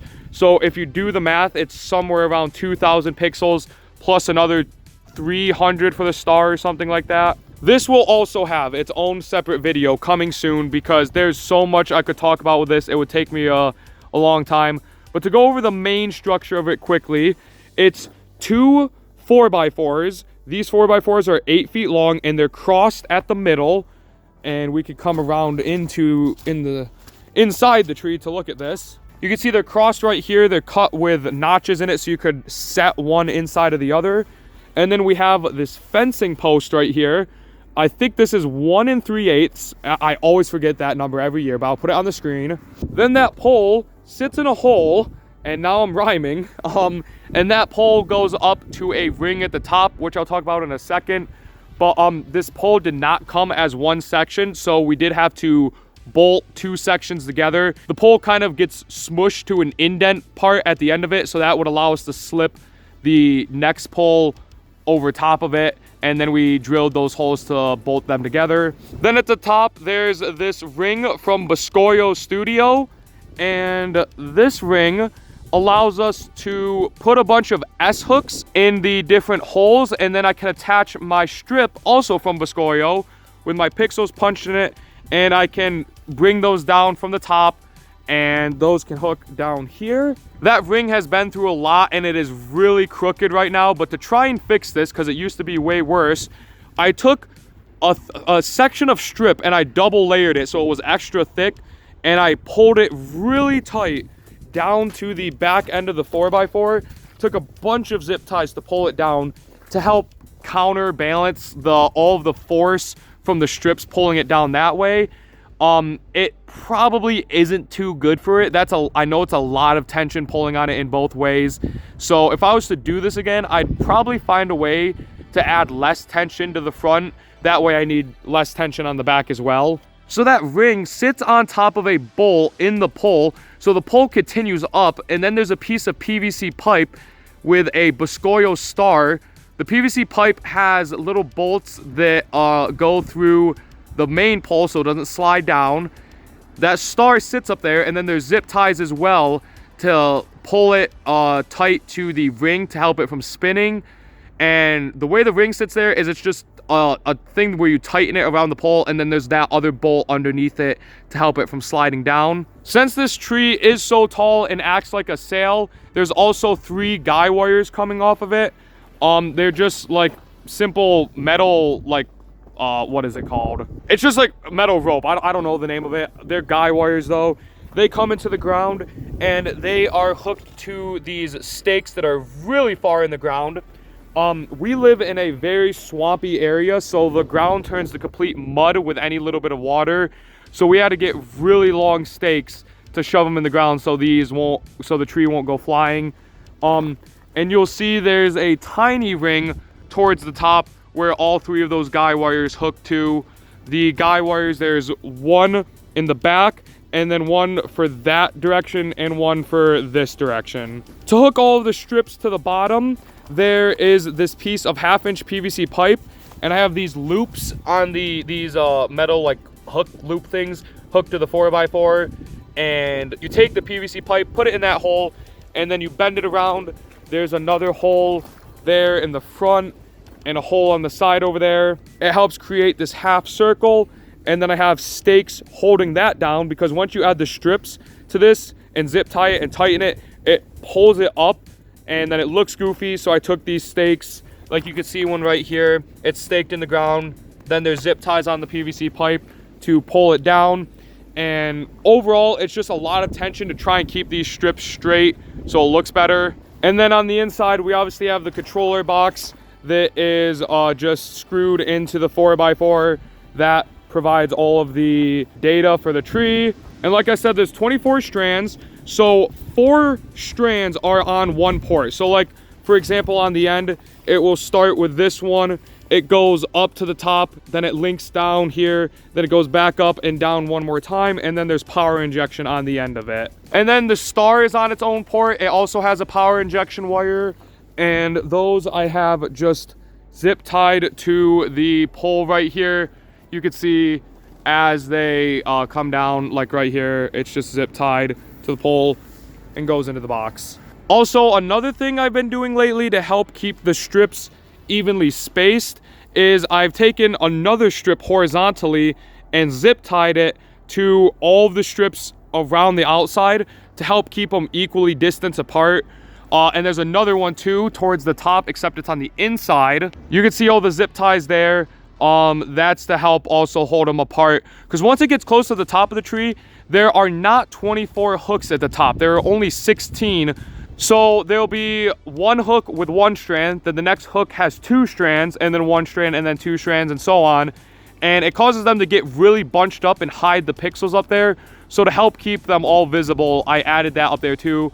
Let me just say that was a pain to do, because I had to stand on a ladder underneath the tree all the way at the top to get that done. But yeah, that's a pretty basic overview of the tree. I'll go a lot more in detail in a separate video. Okay, moving on. We have 2 groups of things left to cover, and if the environment looks weird, it's because it's now a new day. I ran out of time recording yesterday, so now we're on to the next day. I'm going to talk about the front of the house next, the stuff that's there, and then we will end up finally talking about the roof, and that will be the last thing, talking about all the props on the roof. So first off, on the front of the house, there are a couple of different props. We have some window and door outlines, a wreath, and then the screen, which I'll also talk about in a minute. First, for these windows, these are one of the oldest props in the show. The window outlines were the first thing I added with the show. It is just some strip. It's 2 different types of strip. For the vertical lines, I have normal Biscoyo strip. And then for the horizontal lines, I have this chroma trim, which is thicker strip, also from Biscoyo, to help make it not sag as much. And it already looks like it's sagging, but it would be way worse if it was just that regular thin strip. So we have pixels at 4-inch spacing going through all of those strips all the way around. You can see data starts and ends there. And there's also, on these 2 windows over here, 2 extra pixels that aren't attached to anything, and I had to null these out on the controller because the windows used to be bigger until the siding got redone, and then it messed up the sizes of them. So I did have to shrink the windows a little bit. Now, how do I get them around the window? Well, we didn't want to do any drilling. We didn't want to damage any of the new siding. So I came up with this idea of taking washers, painting them white, and gluing them to the window edging. So that way they blend in, they're painted white, you can't see them. And then I took these hooks with magnets. It's literally just this hook, and then it screws into that magnet. The magnet snaps onto there, and then I could just zip tie the strip to that hook, and that's in every single one of the corners of the windows. The design has worked decently well. The only problem is you can't pull the strips super tight because the magnets can't handle that much tension. They are pretty strong, but after a decent amount of tension, they will snap off. So I used to be able to make the windows perfectly square and perfectly tight when I drilled into the old siding, but with new siding, you don't want to damage that. So that's why these magnets worked out a lot better. And it's the same thing for this window right here. This wreath, this is a 99 pixel wreath from Biscoyo. We have the data coming in chained off of this window. And the way we got this onto the house is we drilled some holes for zip ties at the sides and the top. And then there's just these metal clips that you could kind of see behind this pixel. They're bent in a odd way, but they allow us to shove them under the sections of shingles. So right here, this is where 2 parts of shingles overlay. So we can put those little clips up and under, zip tie the wreath to those clips, and then it's secure in all of these areas. And you can kind of see it there. It's a little bit tough. This is what they look like. You shove the wide end under the shingle. So this, let's just say we want to do it right here. You shove that under, it would go in a bit farther. It takes a little bit of force to push it under there. And then you have this part, which will be flat down here once that's shoved all the way up there. And you can attach your zip tie to that. Oh, and also another thing that I consider as part of the front of the house are these floodlights. I have 2 of them, one here to just shine up on the wreath, and then one to shine under the window. They're 10-watt floodlights. I got them from Wired Watts. I used to run them at 30% brightness for the longest time, but as we've added more and more pixels of the show over the years, they've kind of gotten drowned out and you can't see them as well. So I increased the brightness of these this year to like 85%. That way it's a lot brighter and you can still see how it almost lights up the whole front of the house. Moving on, we have a door outline which is very similar to the window outlines, except we also have a magnet in, oh, and this one is missing because the wind has probably taken this flying. Again, like I said, the display is falling apart, so this will be taken down very soon. But there would be a magnet here connected. It's zip tied to the strip, and there would be a magnet at each corner, and then also in the middle there and there. For the top, I don't have chroma trim. I just have normal strip because I ran out of chroma trim. It's sagging a bit because it's falling apart. And then obviously no lights under the door because it's just a door outline. Window outline, very same thing, except there's also magnets in the middle, on the bottom, and on the top. I also don't have chroma trim for these, but it was okay since I have those extra magnets. We have another floodlight right here. Don't mind the tripod. And that connects directly into the highway of cables and connects to the window in the garage, the F16 V3. Then we have a garage outline. Same thing again with the washers glued onto the siding, the edging, and those are painted white. Then we have hooks. These ones are some different hooks, and I just fished them through the little holes in the strip. Pixels, bullet pixels attached. However, at the top, since this is a very long horizontal and I don't have chroma trim, I took a piece of 1/2-inch PVC pipe. There's a magnet at the corner there. There's a magnet in the middle right there, you can see it under there, and then a magnet at the end, and I zip tied the PVC pipe to the magnets instead of the strip, and then zip tied the strip to the PVC pipe to help make it more horizontal. Now this would be a great situation to use chroma trim because since you have that extra section at the top, it would make it a lot easier to zip tie it to PVC pipe. So chroma trim is really good to be used with zip tying to stuff to PVC pipe or anything like that. But I didn't have any of that. I just had strip left over and didn't feel like buying more because, as you've probably noticed throughout the whole display, I'm a cheapskate. Everything is all DIY so I can make the show as cheap as possible to build. And then the final thing on the front of the house is the screen. This is a P5 panel screen that I've talked about so many times in other videos. I already have a separate video covering this whole thing that you can watch up here. I recommend watching that. But to just quickly go over it, it's 8 or 7 horizontal P5 panels by 8 P5 panels to make a total of 56 pixels. It has a resolution of 448 pixels by 256 pixels. And then it has a singular color light card on the inside to power, or not power, but to control all of the panels. There's also 3 5-volt 350 watt mean well power supplies to power the entire thing. There's some fuse boards to distribute power to all the panels. It looks really cool on the inside, so I recommend watching that video so you can check that out. So it's a frame, and then on the edges we have 2x4s with legs with wheels. I have a little handle here so I can open the screen on these wheels if I need to get into the garage. And for extra support to make sure it doesn't fly away, there are these little clips that are screwed into the top of the garage, and then there's hooks on the top of the screen. Those connect together, and there's another one on this side. So if I need to get in the garage, if I need a snow blow, because we get so many wonderful winter storms, I just undo that clip, open the garage up, and I can get inside. To power it, there's 2 extension cords plugged into this little T thing here. The reason there's 2 coming out is because since there's 3 power supplies, I heard that the rule of thumb is you should only use up to 2 power supplies off of 1 cord. So 2 power supplies go to 1 cord, 1 power supply goes to the other cord, and those then plug into there and go into the control center. And then there's also this black Ethernet cable right there that goes up inside to give data to the color light card, and that's connected directly to the Raspberry Pi. There's so much more I could talk about it, but since I've already made a separate video about it, I'll just link that up above, or you could click the link that I already put up there so you can watch and find out more information about this if you're interested. Okay, so we're here at the top of the roof, and there are a lot of different props up here, a couple of new ones.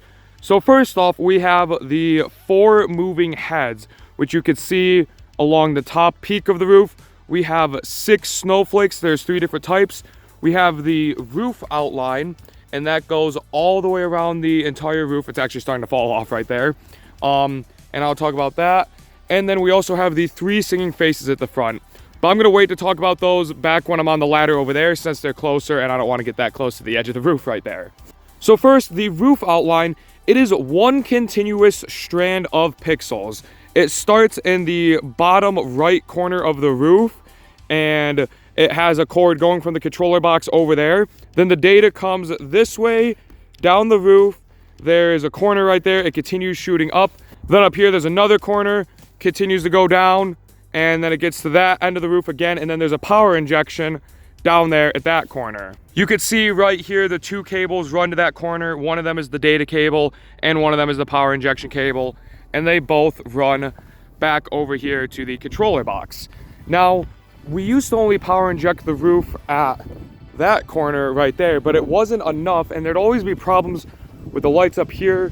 So what I decided to do, I think it was last year, is I added another power injection in this corner. So this is the part with the least amount of power, since it's like the exact middle of the strand and there's only power at the beginning and end. So I added a power injection tee, as you can see right there. And then I have this really long power injection wire that runs down the roof and also goes to the box, connects to one of the power supplies to get power injection. Now the roof outline is very old. It's been in the show since 2021, and the pixels are even older than that. The pixels that are in the roof outline are actually square pixels, and you can see they're all faded and destroyed. That's because these pixels were gifted to me by someone else in the area that used to run a light show. So these could be 8+ years old at this point. Now the lights up here at the top are especially the most damaged, because this top line up here, we never take this down throughout the year. We leave these top pixels up because they're really hard to take down and put back up. The side ones, however, and the ones in the front, those ones we take down at the end of the season. So they're a little bit better, but these ones at the top are especially really old. So the way we secure the lights to the top of the roof is the whole roof outline is in sections of PVC pipe, mostly 10-foot sections. So we just buy a 10-foot piece of PVC pipe, and then there's 30 pixels every 10 feet. And so right here at the beginning of this section, we have some normal Biscoyo strip, which is zip tied to the PVC pipe, and then we have the pixels in that strip, and the strip continues down throughout this whole section of PVC pipe until you get your next gap right here, and that's the end of this section. So each piece of PVC pipe has 30 pixels. All the pixels are in strip and they're zip tied to the PVC pipe. And at the ends of the PVC pipe, I put pigtails on it. So that way you can unscrew the sections and you're only left with 10-foot sections to store. So it makes it a lot easier. Like right here at this other end, there's pigtails too. So I can undo this pigtail and just have this one section to take down and store. Except at the top, I don't take these down. That only applies to the bottom and sides. And then to get these to stay up here, the PVC pipe is then zip tied to the roof edging up here. There's these little slots in between it, and all we do is just fish a zip tie through and back around, and we just zip tie it like right here. You can see this black zip tie going through that, and it's connected around the PVC pipe. It's held it great. However, the zip ties on the strip are getting really old and they keep breaking. So like this section right here, it keeps falling down, and I would have to like come up here, fix it, push it back so people from the road could see it. Now on the sides and front of the roof, it is the same principle. However, to make it stay, since there's nothing to zip tie it to, I'll show this specific section right here. We have, if I can, I'll show this part since it's falling off. We have these little L-shaped pieces of metal with holes in them. We zip tie those to the PVC pipe, and then those just slide right under the shingles, just like that. This shingle's a little bit loose, so that's why it keeps falling out, especially once there's snow on it. But the shingles in the front are really tight, so we slide those right under the shingles, like just like this on the front. And I'll show that when I get to showing the singing faces down there. And then we have more of those clips on each section. I think 10-foot sections of PVC pipe, get 3 of them, 1 on each end and then 1 in the middle. And then shorter sections, like this is a very short section right here, starts there, ends literally right there. This one just has 2 clips and it slides under the shingles. Next up, onto the snowflakes. The snowflakes have been in the show since 2021. They used to be on the ground in the front of the yard when we had the fence, but then in 2022 we moved them up to the roof. These actually aren't that tricky to set up at all, because in 2021 I found a design to get stuff with the singing faces, to get props to sit on the roof without having to do any drilling or anything like that, because that was the biggest concern. I wanted to add more props to the roof, but I don't want to damage the roof. We could zip tie to like the roof edging, but that's not going to do much for these. So another light show in the area, the same that gifted me these pixels for the roof outline. They gave me a suggestion saying that they use sandbags for all of their props on the roof. So as you can see, each of these snowflakes have a sandbag on them. So if we hop around to the back side of the roof here, what this is we have the snowflake prop. These snowflakes are from Gilbert Engineering. They're flake A, I, and K. I punched all the pixels into them, and then I took a piece of PVC pipe with this fancy little clip here. This is screwed into the coral, so I just drilled a hole, put this bolt through, and it connects to this clip. That clip is then tightened around the PVC pipe. This piece of PVC pipe comes down into this little stand down here, and I can actually move this sandbag and it shouldn't cause a problem. There are some wires in the way, so try not to focus on them, but I'll have to hold that so it doesn't fall. The PVC pipe comes down into a T and then into this little PVC pipe frame. Very simple. It has some elbows on it to make it come down, and we just set the sandbag on top of that. So if I set my phone here to try and show you, it's a little hard to do when you're sitting down, but we can just take these sandbags, this one's completely frozen, and just set it right there on top of that, and that holds it from falling down. And then for additional security, I also put zip ties through the roof edging around the front of them. That just helps them even more from falling over, because there were a few years with some extreme winds when these did get knocked down if the sandbag started to slide, so this gives it extra support. And even if they do fall down, at least they won't fall off the roof since these zip ties are here. And then there's also this other little pin here that goes through the PVC pipe. That way you could pull the PVC pipe out from the little frame, and it makes it easier for storing. That way it's a basically flat item, and then we can store the base separate. And that is the same for every single one of these snowflakes all the way down. Sandbag, you got the PVC pipe going down into the frame, and the sandbag holds onto it.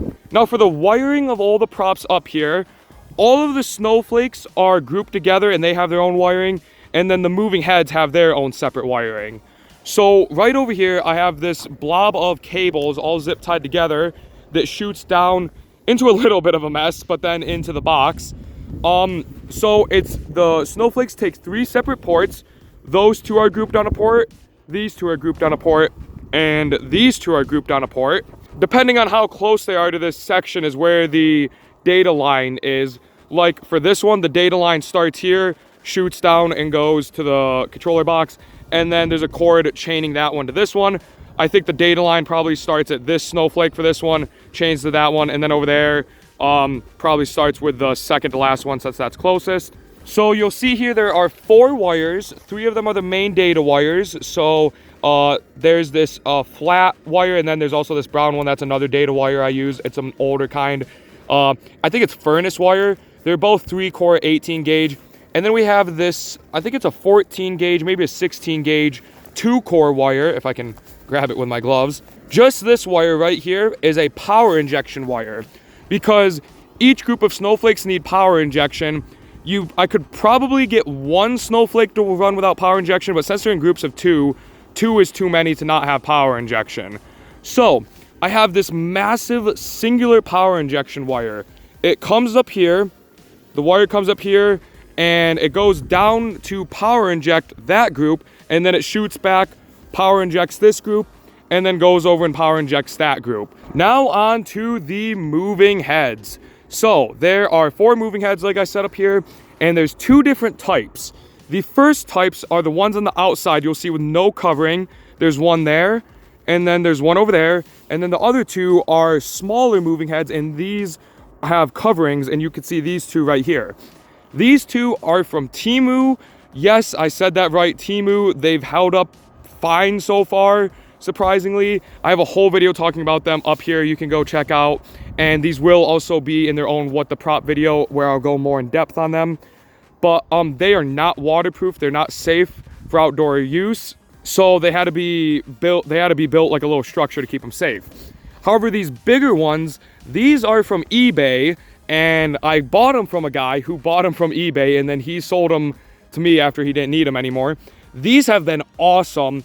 I'd say these are closer to professional moving heads. I don't think they're at that level yet, but they're bigger, they're more powerful, and they're water resistant. You can see my quote unquote water resistant.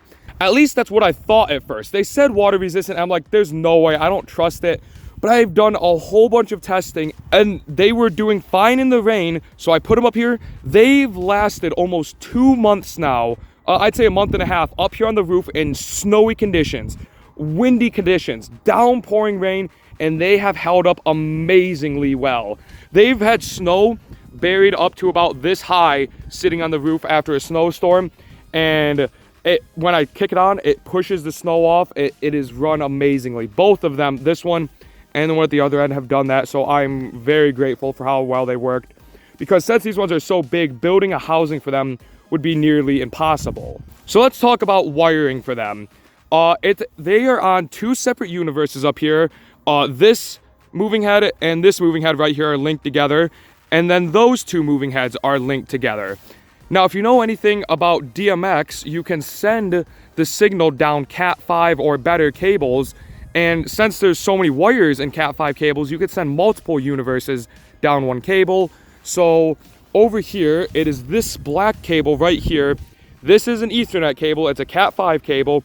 This is carrying both universes of data for both groups of moving heads. So to put that in like pixel terms, that's basically like using one singular wire to control 2 ports for props. Like let's say you had a 6-core wire.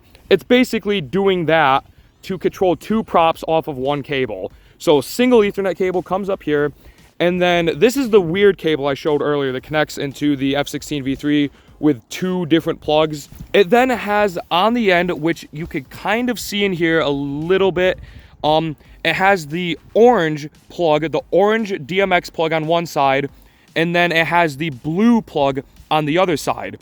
The blue one connects directly into here, and then the orange one, that's hooked to another cable. So it's like the cable comes up here, connects to another cable to then go that way. Whereas the blue one connects directly in here. The yellow cable then goes into another Ethernet cable, Cat5 cable. I took one 50-foot cable, I chopped it up into 3 equal sections, and then added these connectors onto them, soldered them on the end. So that way I have jumper wires between each of these. One of those yellow Ethernet cables, that orange one goes to that moving head here. The yellow one comes over here to give data to that moving head. And then the other Ethernet cable, this yellow one, from that one moving head here, it comes into this one. You can see the orange cord right there. And then it comes out as a green one to go to that one.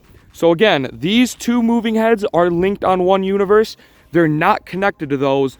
Those 2 are separate ones. It just so happens that I put the cables in there where they connect to this moving head. And now for power, figuring out power was a little rough because I didn't want to have to run a bunch of extension cords up here. So over here is the main extension cord that also goes down inside the garage. And that is one of the ones that connects to one of the smart plugs on the surge protector. That comes up and then is connected to another extension cord, which is a 50-foot long extension cord with multiple outlets running all the way down the roof of the house. So for the first outlet, I have the power cable on the moving head. It's connected into there. That's the power cable that came with it. It is like 3 feet long, so it's long enough to plug into there and then make it to the first plug right there, as you can see there. So that gives this power. And also for both the moving heads that are outside, I have electrical tape kind of like around them to make sure they're extra waterproof. I've heard that these connectors are waterproof. To be sure, I wrapped electrical tape around them to help keep water out. So then that 50-foot extension cord continues over. You'll see there's another plug here, but I have it all taped up. And there are caps on it, but they seem to like leak. So I put electrical tape on it for the plugs I weren't using. And then another plug here. We have the power cable for this moving head come up into here, and you can see it's that blue plug right there. We continue down here. The extension cord continues. We have another plug not in use, so it's taped up. The next plug is right here. That plugs into the cable to power this moving head. And then finally, at the very end of the extension cord reaches to plug into the cord for this one. So that's how they get their power and data. Now let's talk about how they're set up. So you'll notice I have them set up backwards up here on the roof. So this moving head if we look around, the front of it is actually back here with the screen and all the buttons that I don't need to touch now. But it's set up backwards. And the reason for that, I covered this in a video all about DMX moving heads, but they have something called a home position. This home position is where they go when they're not in use. So when they're not getting data, not getting a signal, they come to this home position. And the home position is the front of it. So I put the home position facing this way because the sun, it rises in the winter time and like sets on this half of the house, I guess you could say. It rises more over there and stays in the front since it's winter time. It doesn't go directly above your head. It stays a little bit in the sky over here. And during the day, I didn't want any chance of the sun hitting the front of them, shining inside of there and then damaging the insides, because that would just act like a magnifying glass. So I put these heads facing this way, and I put these moving heads also facing this way. That way, there's no chance of the sun damaging them. So for these big moving heads, the way I have them secured to the roof, the big moving heads are really a simple way. It's just this platform, this wooden platform that I built and spray painted. And then I added 2 legs on the back of it. And you can see they're cut at an angle, so they line up with the pitch of the roof. And the front of it just sits on the roof edging without a problem. So that helps keep it level. Now, actually, though, these legs should be scooched back. The whole base should be scooched back more to make it exactly perfectly level. However, water was beginning to pile up and just sit on here. So I pushed it forward a little bit, putting it at a slight angle so the water drips off and drips to the front of the roof. That way it doesn't stay up here. But yeah, so it's just this base sitting up here. And then it's zip ties. They're zip tied to the roof edging to help hold it down. You have one on this side, one on this side, and then you have a zip tie in the front, and there's holes drilled into the base that's connected to the front. So that's what holds the base up here. Now I spray painted this black so that it kind of blends in with the roof, and that's another example of spray painting made the display look a lot better. Instead of just seeing some weird wooden base up here, you can't tell, especially at night, because the lights do kind of shine on it. And then to secure the moving head onto that base, I took a massive zip tie, and so what it is there's 2 holes right here. There's a zip tie fished through the base to make like a little loop, and then another zip tie connecting through that loop, tightened down, and there's another extra little zip tie for like a backup one in case that snapped. Same on this side, and I just have it zip tied to the arms. It helped hold it down perfectly. These things they didn't go anywhere, they didn't shake, they didn't shift, nothing. Just these few zip ties holding the base and holding this, very strong. I was so surprised, and it's amazing how well it did. And now this whole base is the exact same for the other big moving head down there. But let's talk about the full enclosures now made for these little moving heads. For these little moving heads, I honestly could have just bought something. They make, a couple of companies make some domes to put your moving heads in, but they're so expensive. I could have just used that money to buy better moving heads if I wanted to. So my dad and I, we built something custom to hold these moving heads in. So what it is you have this box here. So it starts off with a platform. It's the same exact platform that that moving head uses right there. So you start off with this platform on the bottom. It has the legs on the bottom, and the platform is zip tied to the roof edging there.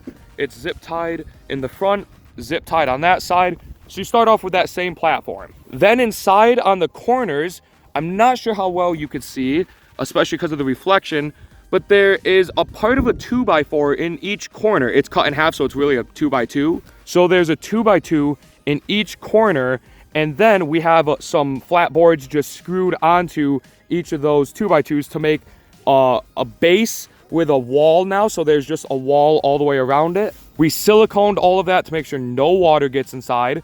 And then we put another board on top, a flat one, but we cut out a perfectly circle hole, so you have a circle inside for the moving head. We then drilled holes on the side to put in vents, one here and one over there, and that vent has a fan pulling in cool air, so this one pushes out warm air. That helps keep it from fogging up on the insides. And by the way, another thing I forgot to mention, these handled fine in very cold temperatures. Both moving head types, it got all the way down to like 2 degrees one night, and it held up perfectly fine. But yeah, we have those vents there. Then there's also a hole down there to fish all of our cables through, and you can see they go up under there.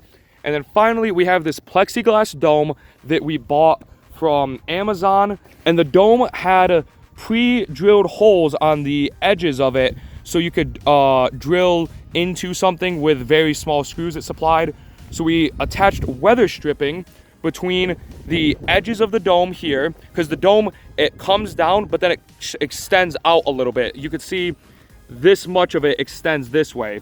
We attached weather stripping all the way around, screwed it down, and then that's how we built it originally. However, on the first night when it started raining, before the show even started, I noticed there was a ton of water leaking and the whole inside was soaked, and it was like slowly getting closer to the moving head. And I'm standing up here in the downpouring rain panicking because I can't take the cover off. That'll get all wet. So what do? Well, I realized I didn't screw the dome on enough. I didn't push it down hard enough on that weather stripping, and I didn't want to crack the dome, so I was being careful.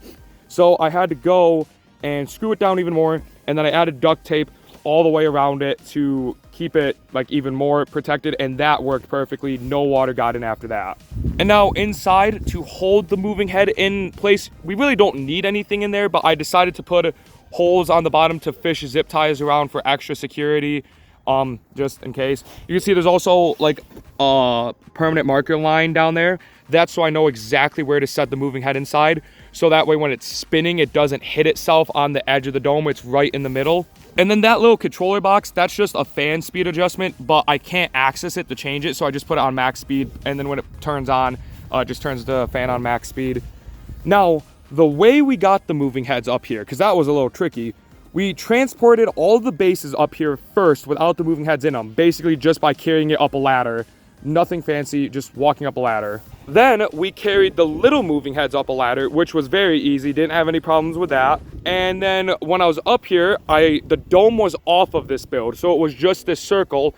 I sat the moving head in here, wired everything up, and then I put the dome on once it was up here. So when we go to take these down, I'm not gonna be able to just take the whole thing down because all those cables are plugged in up there. I'm gonna have to take off the dome, unplug the moving head, take the moving head down as one piece, and then take the whole build down as another piece.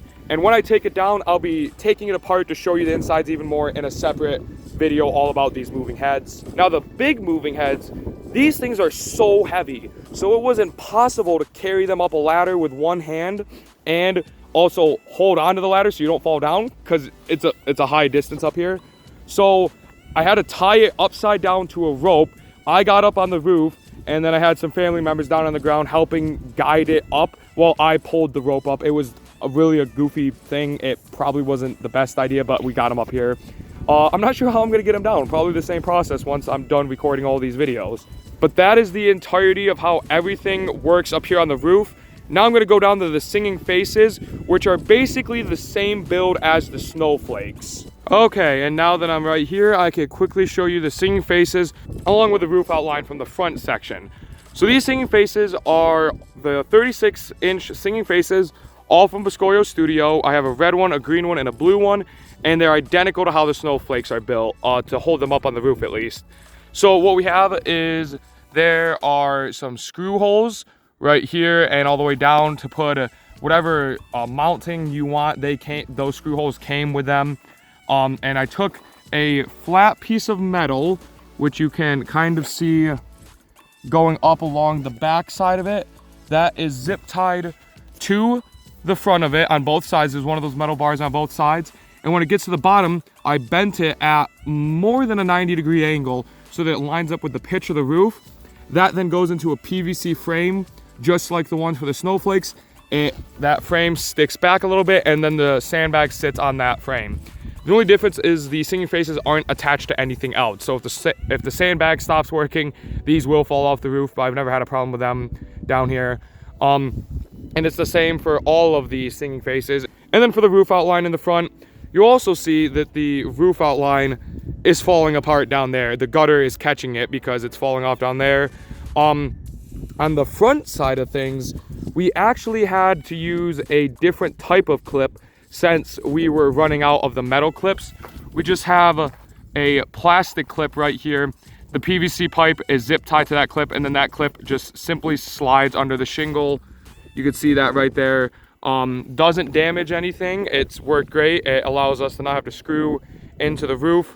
And you can see there's sections too. This one's not perfectly lined up again because everything's falling apart. You'll see that it's not in a straight line going down the roof, but it held up fine for the year, for the season. It's just pixels punched into this strip. The strip is zip tied to the PVC pipe. PVC pipe is zip tied to those clips. And then those clips go under the shingles. And with that, that concludes the entire behind the scenes tour. There was a lot to cover in this video, and I hope you enjoyed every part of it. But before we finish up the whole video, there are a few more things I want to talk about super quickly. First off, since that was the last big Christmas light show I'm planning on doing for a while, I do plan on selling a couple of different parts of the show, since there's really no point in me keeping them and storing them, since I won't be using them for a while, or maybe ever. And I know there's been a couple of people that have commented asking if I sell any part of the show, or if I do plan on selling it. So yes, I am now. I'm not sure exactly what I'm going to sell yet. I do have a few things in mind. The screen, I'm going to be selling that, since that's a huge thing and I don't have a way to sell that. And also Bob the Dragon, because while he is really awesome in the show, I hate putting him up every year. There'll probably be some other things too besides just those two items. So if you've ever seen my light show and you've been interested in anything that I have in it and you want to use it in your own show and you'd like to purchase it from my show, feel free to send me an email at bridgeportsbrightestlights@gmail.com, and I can give you all the information about any prop you want to know about if you're looking to buy it.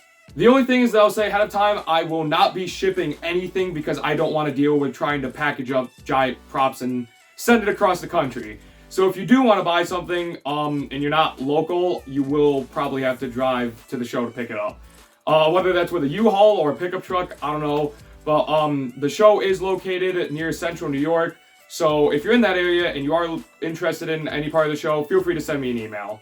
And then the second thing that I want to share that I've talked about throughout this whole video is individual videos for each of the props. And I'm working on those right now. I have a bunch of them planned. The next one is going to be about specifically the DMX moving head builds. So I'll spend a whole video taking them apart and showing every little detail about it. And then I'll move on to some other props like the snow globe, maybe the mega tree, whatever you guys are interested in. But before all of that comes, I'm working on a different video right now that's going to be completely new for the channel, and I'm super excited for it. I'm planning on making a video showing how I built my gaming PC, or, well, it's a PC that's used for more than just gaming, like for the light show. But I'm going to have a whole video showing how I built this custom PC. I was always interested in building PCs, and I finally got around to doing it in August, but I haven't had the time to actually work on that video. So that video is hopefully going to be the next video. I'm working on it now, and I'm super excited for it, so stay tuned for that. But that's going to conclude it for this video. If you have any questions or comments from anything that I shared in the display, feel free to leave them in the comment section down below, and I'll try to respond as soon as I can. But other than that, thank you for watching, and I'll see you in the next video.